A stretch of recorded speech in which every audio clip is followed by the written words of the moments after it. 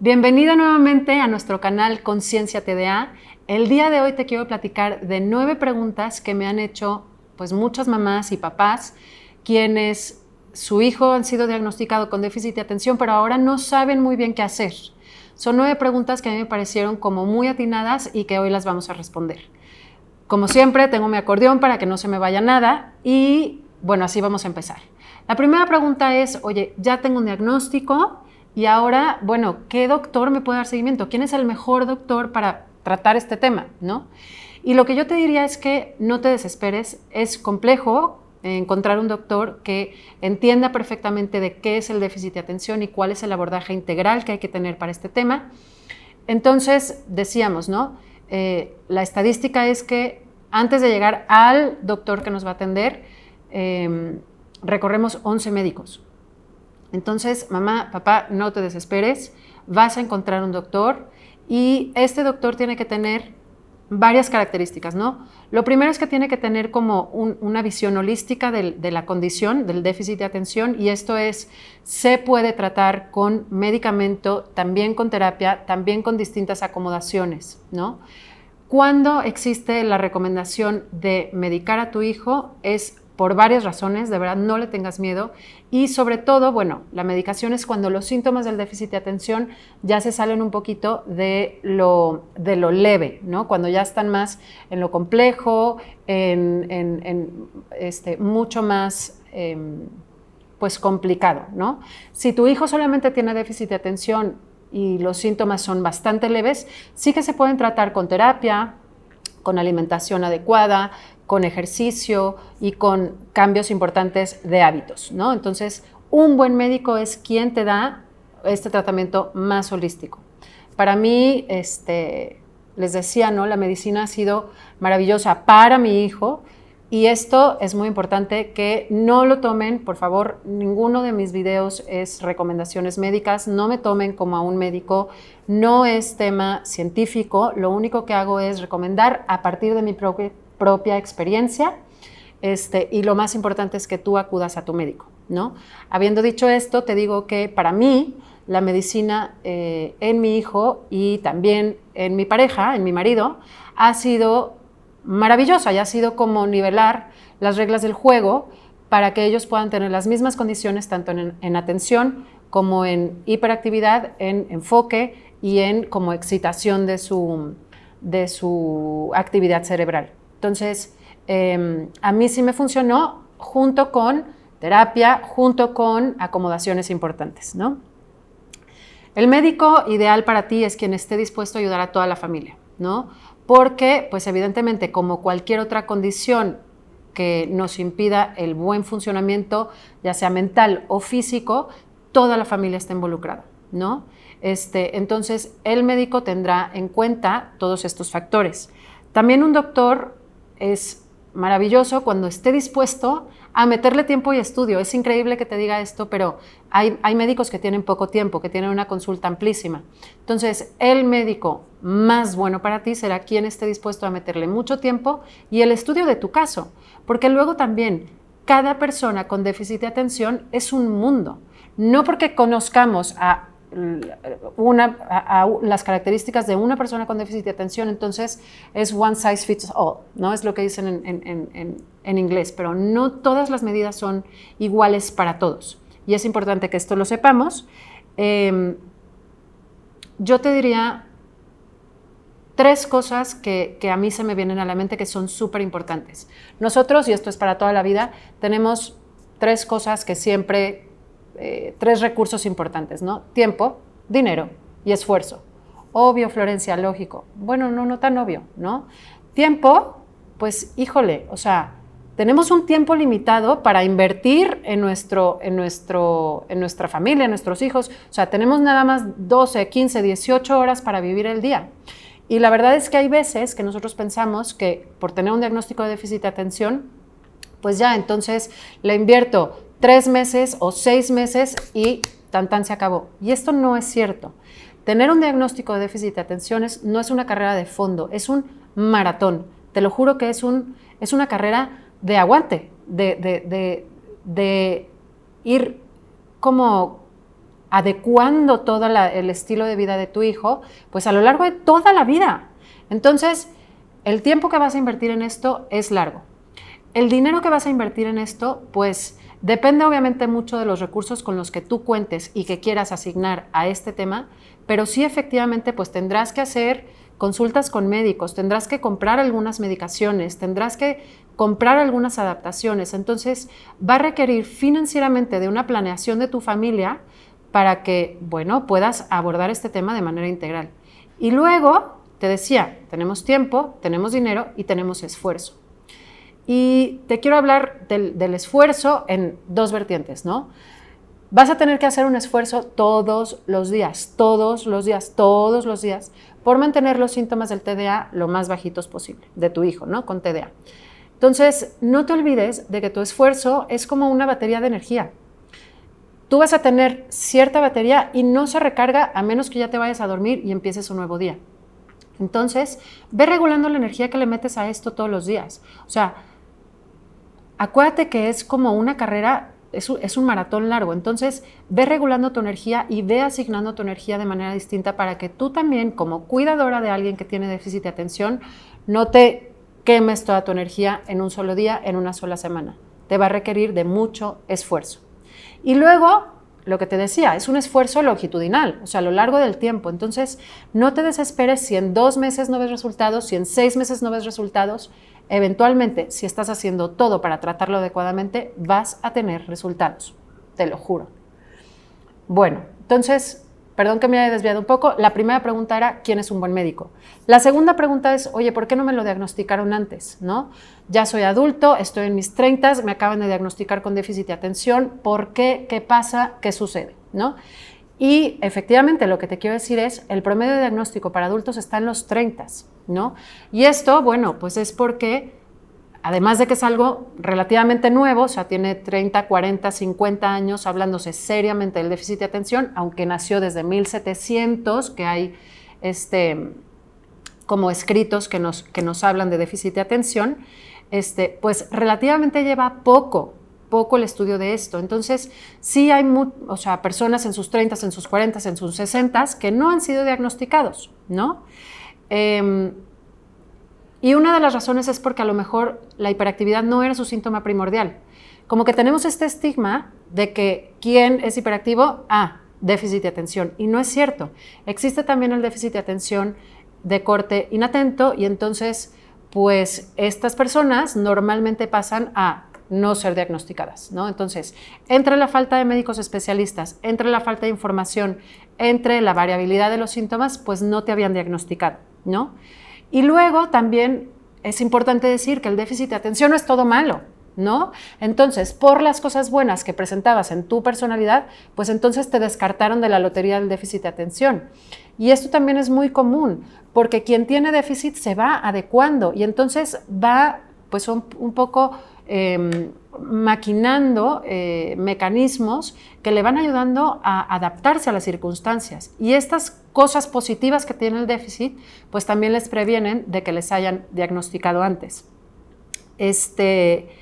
Y bueno, finalmente el diagnóstico llega, para adultos sobre todo, no solamente por un problema, sino normalmente porque tienes mucho éxito, ¿no? Y dentro de tu éxito, ya terminaste tu escuela, ya tienes tu empresa y demás, llega un punto que le decimos the wall o la pared, en donde definitivamente ya no puedes adaptarte más, ¿no? O sea, ya quemaste todos tus recursos, estás agotado, ya no puedes más, llegas con tu médico con síntomas de depresión o ansiedad y te dice, ¿qué crees? Tienes déficit de atención, ¿no? Y en ese momento puedes localizar los síntomas hasta incluso antes de tu pubertad. Eso es un déficit de atención con diagnóstico tardío. La tercera pregunta es, ¿qué otro tratamiento puedo tener además de las medicinas? Y te decía, ¿no? O sea, depende mucho del espectro de la gravedad del déficit de atención donde caigas, pero si tienes síntomas muy leves puede haber muchas opciones. Si tienes síntomas más graves, yo te diría la medicina puede ser una gran opción. No me tomes como médico, ve con tu médico. Están las medicinas estimulantes, está programas de optimización de la atención que te pueden ayudar a lograr un mejor enfoque, está muchos programas de entrenamiento de funciones ejecutivas que son maravillosos. En otro video hablaremos de estos programas. Está la terapia de regulación emocional, que al final es súper importante que regresemos a la definición de déficit de atención. No es solamente, pues poca atención, pues hiperactividad. No. Si te quieres quedar con una definición, la mejor de déficit de atención que yo he escuchado es una condición que tiene que ver con la autorregulación, el autogobierno, la autogestión. Si tienes este tema, entonces el entrenamiento de funciones ejecutivas y de regulación emocional te puede hacer maravillas, ¿no? Y luego está el coaching, que es una herramienta maravillosa que te ayuda a conocer los síntomas que tienes hoy, a ponerte metas en el corto, mediano y largo plazo y a tener tanto estrategias como acomodaciones, como herramientas para cumplir esas metas. El coaching es maravilloso porque te va dando una sensación de logro constante y entonces, quien tiene TDA y falta de motivación, se motiva un chorro logrando sus metas. Y bueno, obviamente están todas las recomendaciones de médicos que sirven muchísimos, ¿no? Que es el ejercicio, la medicina, una buena higiene de sueño, toda la parte de suplementación y definitivamente hábitos de el famoso mindfulness, ¿no? Que no es más que estar como consciente de tu persona, de tu propio cuerpo, de lo que percibes de tu alrededor. Entonces, enseñarle a tu niño a meditar, a estar consigo mismo, a escuchar el silencio, todas esas son herramientas maravillosas, alternativas para el tratamiento del déficit de atención. Y una última, antes de que se me olvide, te digo, para mí ha sido maravillosa una terapia alternativa que se llama neurofeedback, que tiene que ver con la estimulación de ondas eléctricas del cerebro. Está maravilloso y también intentaré hacer un video específicamente acerca del neurofeedback. La cuarta duda dice, ¿cómo saber si las medicinas sirven o no sirven? ¿No? Y esta es una pregunta muy interesante porque de repente, y yo te platico de mi caso personal, yo me desesperé muchísimo con las medicinas porque muchas no le servían. El tipo de déficit de atención de mi hijo es casi de corte bipolar, o sea, se parece mucho a la bipolaridad y entonces las medicinas estimulantes no le servían, las no estimulantes no le servían, hasta que por fin dimos en el clavo y ahora está medicado con un antiepiléptico y con otra medicina que es un alpha blocker. También el día que hablemos de medicinas lo vamos a ver pues con más detalle, ¿no? Pero te digo, de verdad, a veces dar medicinas una u otra te puede llegar a desesperar porque ves síntomas que no te gustan o ves efectos secundarios y entonces puedes decir, ay, híjole, esto no está funcionando. Entonces, a ver, ¿cómo ver si sí funcionan? Lo primero es que tienes que ver que los síntomas del déficit de atención en sí mejoren, que esté más atento, que esté menos hiperactivo, que esté menos desafiante, que esté, etcétera, etcétera, ¿no? O sea, que los síntomas que tú señalaste de déficit de atención que tiene tu hijo vayan, si no desapareciendo, pues mejorando. Esa es la primera cosa, ¿no? La segunda es que a mí me enseñaron a llevar una bitácora, ¿no? Normalmente, a mí en las primeras citas de diagnóstico no me dijeron, oye, lleva una bitácora y obsérvalo. Entonces yo te voy a recomendar lo que yo hice. Cómprate un cuaderno chiquito y le pones 4 columnas de observación. Primero, fecha, hora, exacto, o sea, tienes que saber qué dosis le estás dando, en qué fecha, en qué momento del día, etcétera, etcétera, ¿no? Para saber qué es lo que estás haciendo. Segundo, observaciones de mejora como comportamental. Oye, hoy en vez de hacer 18 berrinches, hizo 3. En vez de tardarse 4 horas haciendo la tarea, se tardó 1. O sea, temas comportamentales que tú observes objetivamente y que puedas ir poniendo en tu diario, ¿sabes? O al revés, si las cosas están empeorando, pues ponlo en tu bitácora. Y luego tercero, ¿cómo mejoró síntomas físicos? O sea, obsérvalo físicamente, no solo comportamentalmente.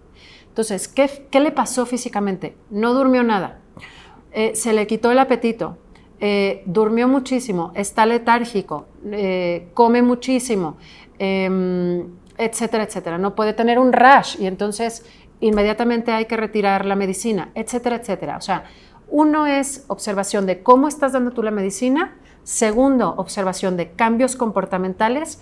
Y tercero, observación de cambios físicos. Y esa bitácora la vas a llevar todos los días. Entonces, cuando tú llegues con tu doctor, le puedes decir exactamente qué es lo que está sucediendo con esa medicina, ¿va? Y luego hay una forma como más objetiva de ver si la medicina está funcionando. Y esto es, en una primera etapa, cuando apenas le van a dar las medicinas a tu hijo, le hacen un examen que se llama Conners, ¿no? Que es una prueba de detección de síntomas de TDA. Y entonces la prueba de Conners 3 se la hacen antes de darle la medicina y luego, semana a semana, y antes de subir dosis y antes de hacer ningún cambio, le vuelven a hacer la prueba. Entonces, si existen cambios en los ítems que haya respondido, entonces puedes ver si la medicina está funcionando o no. Esta es una buena estrategia que utilizan los médicos.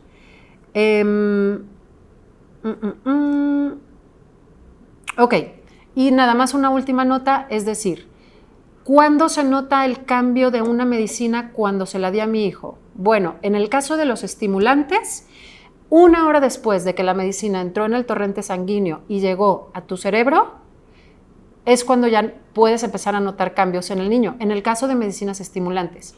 Y esto es importante porque lo que tú observas 1 hora después de darle la medicina a tu hijo es lo que hay. Eso va a ser la mejora. Entonces, eso es lo que tienes que poner en tu bitácora para que entonces el doctor pueda tomar decisiones de subir o bajar dosis, etcétera, etcétera. ¿Va? La quinta pregunta. ¿Cuáles son los efectos a largo y corto plazo de darle medicinas?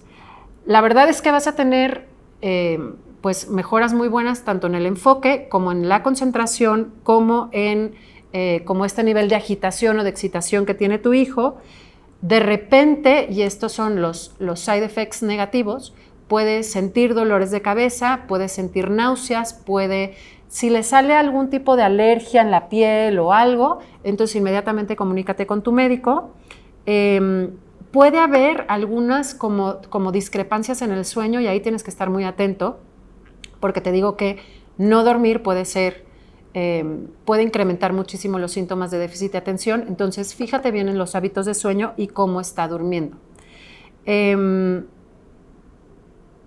Sí, puede haber efectos secundarios importantes, todo ello lo vas a ir poniendo en tu bitácora, pero luego también hay mitos.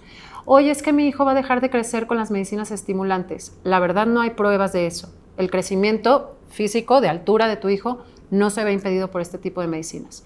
Oye, es que mi hijo va a subir o bajar de peso. Efectivamente, las medicinas estimulantes tienden a aminorar el apetito, ¿no?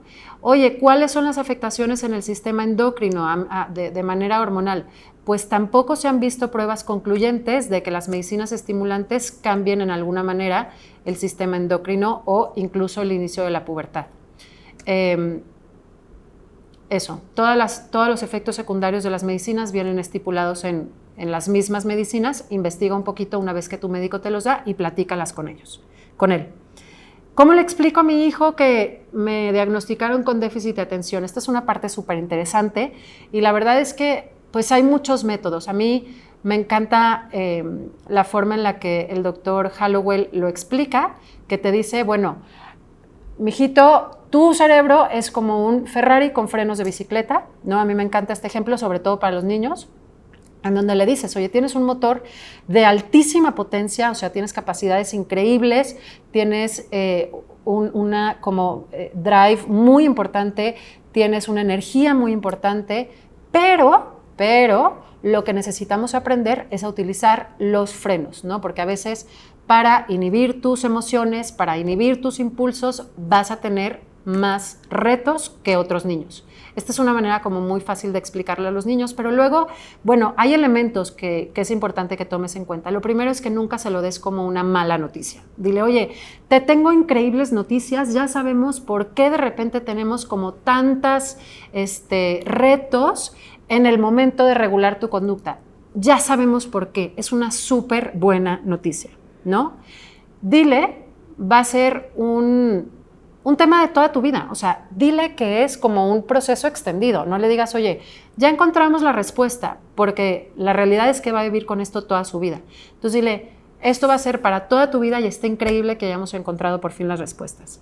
Dile que es un tema que involucra a toda la familia, ¿no? Y que a todos les importa y que lo que él mejore va a mejorar toda la familia y que todos están comprometidos en su bienestar. Dile que es un cerebro que entonces piensa distinto. No tienes nada mal, no tienes, oye, un cerebro más chiquito, un cerebro que... No. Aquí el tema es, piensas de manera totalmente distinta y esto está increíble porque ahora que sabemos cómo piensas, vamos a entenderte mucho mejor, ¿no? Dile que algunas medicinas le pueden servir para todo el manejo de síntomas en caso de que tengas que dar medicina y sin duda dile que va a ser un niño que toda la vida va a tener que trabajar pues más duro que los demás, ¿no? Más duro en regularse, más duro en motivarse, más duro en empezar las tareas, más duro en hacer que permanezcan las tareas y que no le asuste el trabajo. Dile, todos vamos a estar detrás de ti, hijo, hija, y esto va a requerir mucho más esfuerzo de ti. Qué padre, te vas a hacer un campeón, te vas a hacer resiliente, te vas a hacer grande, etcétera, etcétera, ¿no? Y finalmente, siempre, y esto es súper importante, recuérdale que lo amas tal cual es, que vea toda tu aceptación, que tenga todo tu apoyo detrás, ¿va? La séptima pregunta, oye, ¿hasta dónde mi hijo es capaz de controlar esto? ¿No? ¿Dónde lo puedo hacer responsable de este tema? Inicialmente la respuesta es, cuando el niño tiene 2 a 3 años se puede hacer ya responsable de su propio comportamiento y sin embargo también la respuesta pues un poquito, no sé, un poco triste, pues es que tu hijo siempre va a estar detrás en el desarrollo o en el comportamiento de acuerdo al desarrollo que tienen los niños de su misma edad, ¿no? El doctor Russell Barkley dice que siempre tomes en cuenta que hay una regla del 30%, ¿no? De inmadurez en edad ejecutiva. Entonces, si yo tengo un hijo de 10 años, mi hijo realmente se va a comportar como un niño de 7 años. Y ese es un poco el retraso en desarrollo que siempre va a mostrar. Y entonces, bueno, lo puedes hacer responsable de acuerdo a su edad ejecutiva. Y eso es súper importante que lo entiendas, ¿no? Él de ninguna manera va a ser, oye, una víctima, oye, no, lo puedes hacer responsable de acuerdo a su edad ejecutiva. Entonces nada más aprende un poquito que va detrás de su edad, de la edad de desarrollo de sus compañeros que tienen un cerebro neurotípico, pero que también puede ser responsable de lo que a él le toca, ¿no? Y también es importante que sepas que cada uno de los niños tiene un desarrollo natural, ¿no? Y un desarrollo de acuerdo a las experiencias que va teniendo. Entonces, tú como mamá, tú como papá, siempre vas a tener un sexto sentido de cómo va a funcionar esto. La octava pregunta, oye, ¿qué puedo esperar? O sea, ¿cuál es como el futuro de mi hijo? Nos preocupamos muchísimo por cuál va a ser el futuro, hacia dónde va a ir, qué le va a pasar.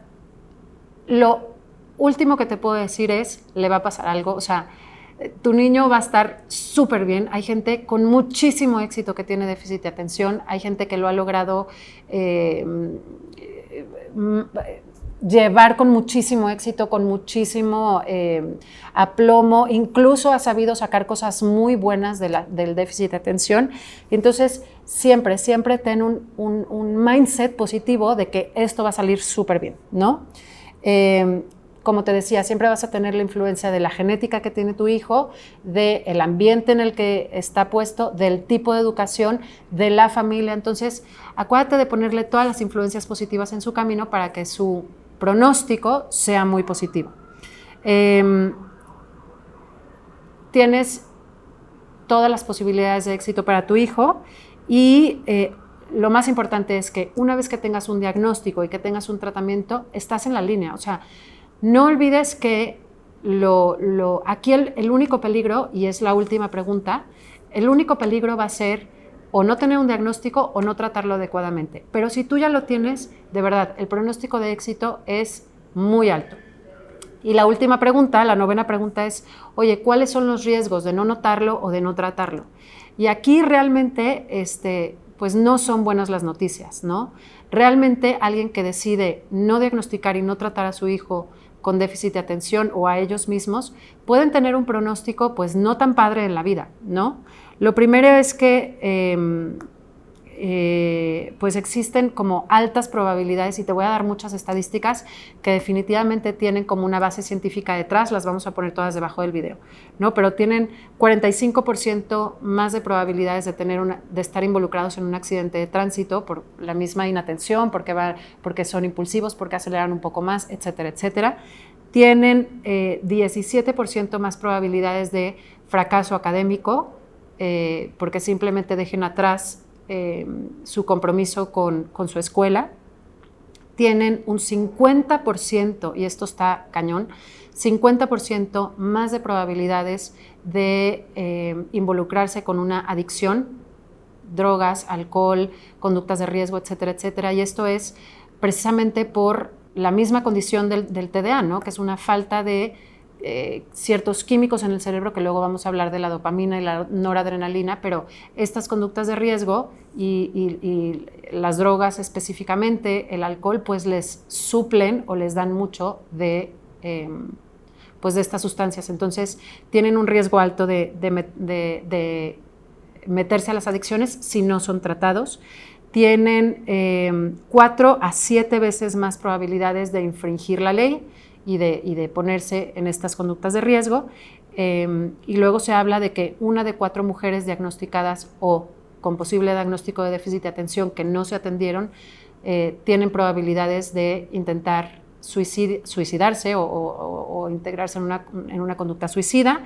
Y luego, bueno, finalmente tienen el doble de probabilidades de un fracaso en sus relaciones. Entonces, perdón que te dé todas estas estadísticas que parecen muy negras, parecen muy negativas, pero lo más interesante y lo más importante que a mí se me hace es que todas estas estadísticas pues son probadas, ¿no? Con personas que no se quieren diagnosticar o quienes no quieren tratarse con déficit de atención, que no es nuestro caso. Estamos aquí para tratarnos, estamos aquí para aprender un poco más, estamos aquí porque ya tenemos un gran diagnóstico y entonces nuestro pronóstico puede ser hiper positivo. Ya con esto voy a cerrar haciendo un breve resumen de qué se trató nuestro video. Hicimos 9 preguntas fundamentales acerca de qué es lo que sucede después de tener un diagnóstico de déficit de atención. Con esto me despido, no sin antes pedirte que te suscribas a nuestro canal y si te gusta lo que ves, nos recomiendes a todos tus amigos. Gracias.